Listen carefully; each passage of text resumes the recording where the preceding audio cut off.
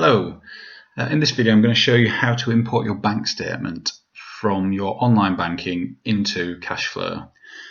This involves downloading your bank statement first of all from your online banking as an Excel file or a CSV file as we've got here.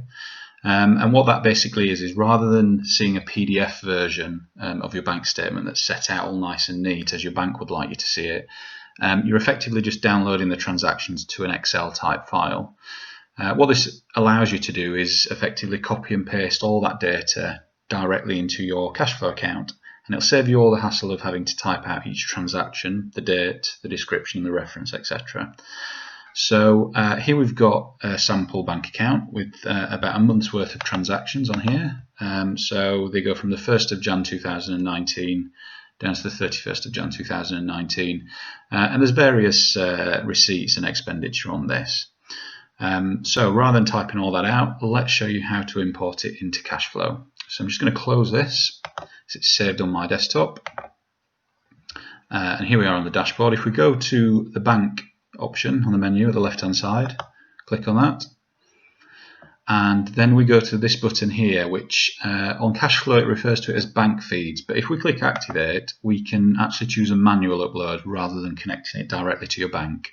So I'm going to go ahead and click on manual upload, and then the screen that you see on the next page will allow you to go and search for the file. So here we're saying select the file to upload. So if I click on the magnifying glass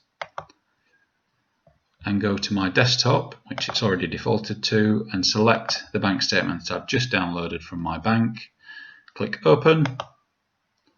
What that's going to do is it's just going to send it into Kashflow servers.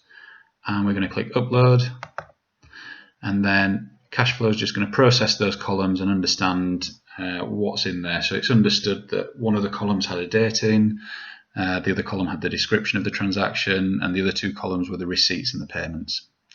And all that's done is it's effectively saved you all the time of typing all those transactions out. As you can see, this example only had about 31 transactions. There's no limit to this whatsoever. You know, you could import 100 transactions, 1,000, it'll just keep going, and all the data that's there has been copied over without you having to type a single key. Hope that's helped. Thanks for watching. Cheers.